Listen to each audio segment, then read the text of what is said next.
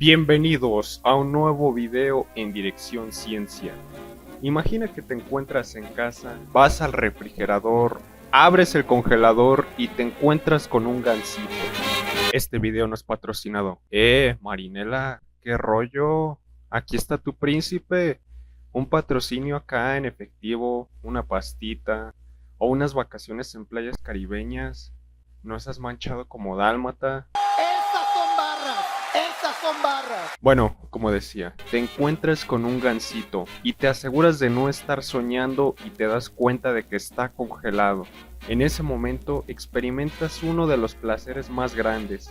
Sin embargo, sabes bien que ese gansito le pertenece a alguien más dentro de tu casa.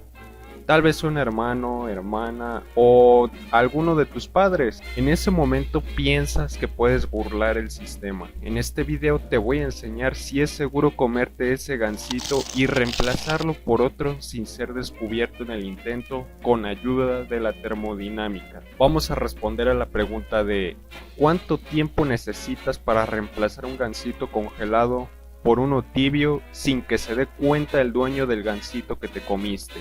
Para entender un poco necesitamos hablar de la segunda ley de la termodinámica, específicamente del enunciado propuesto por Rudolf Clausius, el cual dice: es imposible construir un dispositivo que opere en un ciclo sin que produzca ningún otro efecto que la transferencia de calor de un cuerpo de menor temperatura a otro de mayor temperatura. ¿Qué?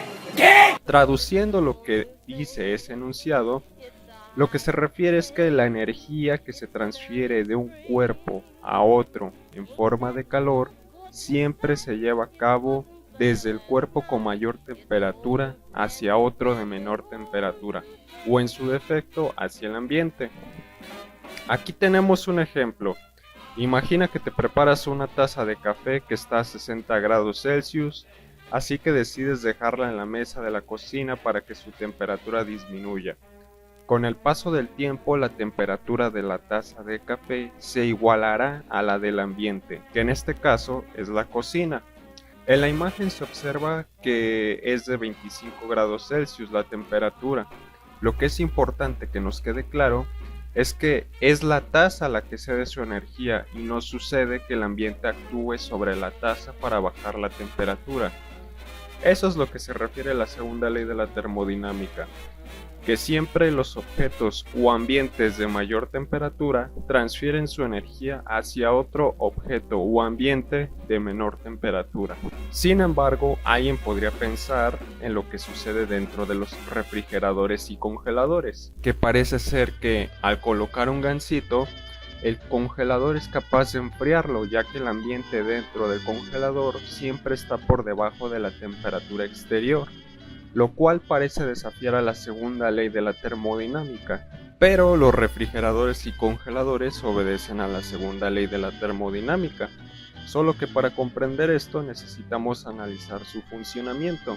Aquí tenemos un diagrama simplificado de lo que sucede, en este caso, dentro del congelador.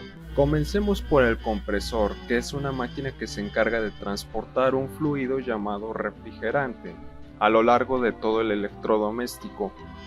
El compresor, al mismo tiempo que transporta el refrigerante, aumenta la presión del mismo, lo que hace que la temperatura del refrigerante aumente y pase de un estado gaseoso a líquido gracias al condensador. Después de que pasa por el condensador, pasa por un filtro que se encarga de eliminar impurezas y humedad. Hasta este punto, el refrigerante ha adquirido suficiente energía gracias al aumento de presión y gracias a la etapa previa de la condensación, de la cual hablaremos en unos segundos adelante. Dicho aumento de energía provoca que la temperatura del refrigerante sea mayor a la de la cocina.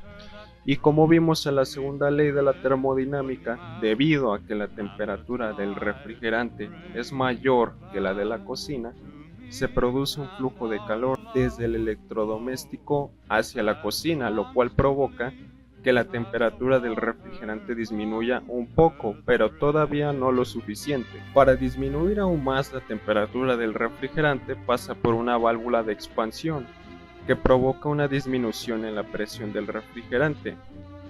Y junto con esta disminución de presión, hay una disminución de temperatura del refrigerante y pasa por un evaporador que lo convierte de líquido a gaseoso.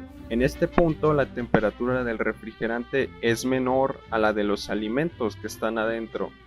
Y nuevamente, como dice la segunda ley de la termodinámica, el flujo de calor viaja de los alimentos hacia el refrigerante. Después del refrigerante pasa al compresor y se repite el ciclo. Como vemos, los refrigeradores obedecen a la segunda ley de la termodinámica. Y antes de entrar con matemáticas para el gansito, tenemos que tener presente que el calor se puede transmitir de tres maneras: conducción, radiación y convección, siendo este último el que nos interesa. La convección es la transferencia de energía entre un sólido, en este caso el gansito, y un fluido adyacente que lo rodea. En este caso sería la masa gaseosa que rodea al gansito dentro del congelador. Algo así como lo vemos en la imagen. Está adentro el gansito con una temperatura mayor a la del congelador y por esta razón es el gansito quien emite el calor. Ahora sí, viene la parte que nos hará decir triquitrácatelas. Esas son barras. Tenemos una ecuación diferencial llamada la ley de enfriamiento de Newton, que es útil para describir el cambio de temperatura de un objeto debido a la convección. En esta ocasión nos interesa estudiar el enfriamiento del gansito dentro del congelador. T mayúscula es la temperatura del gansito, K es la constante de enfriamiento del gansito, T mayúscula subíndice infinito es la temperatura del congelador y T minúscula es el tiempo. Para poder resolver esta ecuación necesitamos conocer o suponer cuatro datos, que son la temperatura del gansito congelado que fue saqueado, la temperatura del gansito que se reemplaza antes de entrar al congelador, la constante de enfriamiento del gansito y la temperatura a la que opera el congelador. Digamos que el gansito congelado era de menos 10 grados Celsius y que el gansito antes de entrar al congelador es de 25 grados Celsius. Le pedí a la inteligencia artificial que me diera un valor para la constante de enfriamiento y sugirió que usara el valor de 0.05 minutos a la menos 1. E investigando averigüé que la temperatura óptima de un congelador es de menos 18 grados Celsius. Sin embargo, este es un valor ideal. Por lo regular la temperatura ambiente se toma como una constante, pero en la realidad siempre hay variaciones. Cuando la temperatura ambiente es constante, la ecuación diferencial es inofensiva y sencilla de resolver. De hecho, esta es la solución donde C es una constante que surge cuando se realiza la integración. Pero hagamos este ejercicio un poco más apegado a la realidad. Como dije, en la realidad siempre hay variaciones. Sabemos que la temperatura óptima del congelador es de menos 18 grados Celsius, pero supongamos que esta temperatura fluctúa 1.5 grados Celsius más y menos de este valor. Y supongamos que esta variación ocurre cada 20 minutos. La gráfica que describe lo anterior es la siguiente y su ecuación corresponde a una función sinusoide. Aquí tenemos la ecuación y los valores importantes resaltados con color y su interpretación. Esto físicamente quiere decir que el congelador tiene un valor objetivo de menos 18 grados Celsius, pero tiene un rango de error de más o menos 1.5 grados Celsius y este cambio ocurre cada 20 minutos. Con la información anterior y reemplazando el coeficiente de enfriamiento y la función que describe la temperatura del congelador, que es el ambiente en este caso, la ecuación diferencial cambia a lo siguiente. ¡No te rías! ¿Por qué eres así? La cual ya no es tan sencilla de resolver manualmente y ahora tenemos que ver la manera de resolverla. ¿Qué? ¿Qué? Oh my God. Afortunadamente tenemos herramientas computacionales y no tenemos que resolverla manualmente. Como dijo Patricio, Espera, Bob Esponja, no somos cavernícolas. Tenemos tecnología.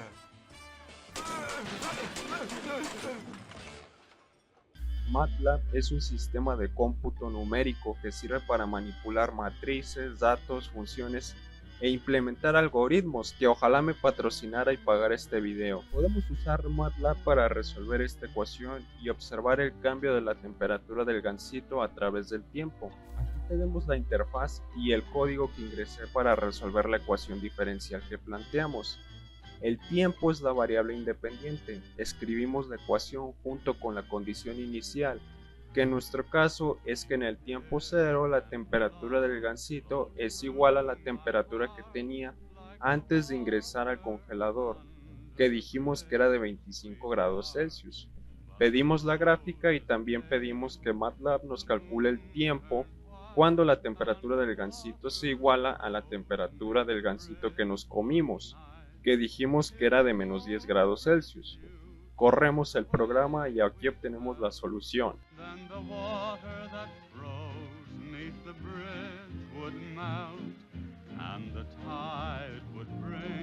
Excuse me.